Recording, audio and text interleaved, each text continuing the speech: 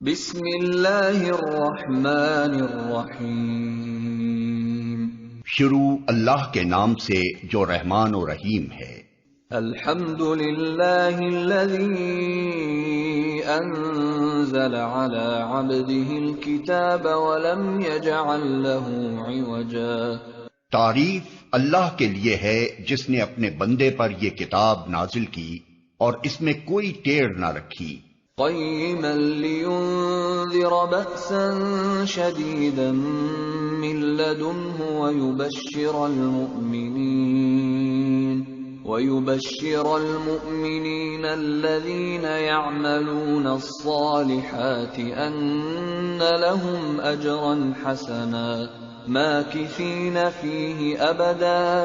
ٹھیک ٹھیک سیدھی بات کہنے والی کتاب تاکہ وہ لوگوں کو خدا کے سخت عذاب سے خبردار کر دے اور ایمان لا کر نیک عمل کرنے والوں کو خوشخبری دے دے کہ ان کے لیے اچھا اجر ہے جس میں وہ ہمیشہ رہیں گے۔ وَيُنذِرَ الَّذِينَ قَالُوا اتَّخَذَ اللَّهُ وَلَدًا مَا لَهُم بِهِ مِنْ عِلْمٍ وَلَا لِآبَائِهِمْ كَبُرَتْ كَلِمَةً تَخْرُجُ مِنْ أَفْوَاهِهِمْ إِنْ يَقُولُونَ إِلَّا كَذِبًا۔ اور ان لوگوں کو ڈرا دے جو کہتے ہیں کہ اللہ نے کسی کو بیٹا بنایا ہے، اس بات کا نہ انہیں کوئی علم ہے اور نہ ان کے باپ دادا کو تھا۔ بڑی بات ہے جو ان کے منہ سے نکلتی ہے، وہ محض جھوٹ بکتے ہیں۔ فَلَعَلَّكَ بَاخِعٌ نَفْسَكَ عَلَىٰ آثَارِهِمْ إِن لَّمْ يُؤْمِنُوا بِهَٰذَا الْحَدِيثِ أَسَفًا۔ اچھا تو اے محمد شاید تم ان کے پیچھے غم کے مارے اپنی جان کھو دینے والے ہو اگر یہ اس تعلیم پر ایمان نہ لائے۔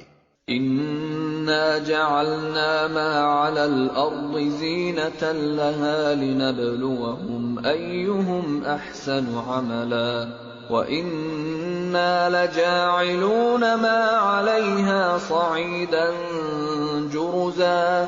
واقعہ یہ ہے کہ یہ جو کچھ سر و سامان بھی زمین پر ہے اس کو ہم نے زمین کی زینت بنایا ہے تاکہ ان لوگوں کو آزمائیں ان میں کون بہتر عمل کرنے والا ہے۔ آخر کار اس سب کو ہم ایک چٹیل میدان بنا دینے والے ہیں۔ ام حسبت ان اصحاب الكهف والرقیم كانوا من آیاتنا عجبا۔ کیا تم سمجھتے ہو کہ غار اور کتبے والے ہماری کوئی بڑی عجیب نشانیوں میں سے تھے؟ اذ اوى الفتية الى الكهف فقالوا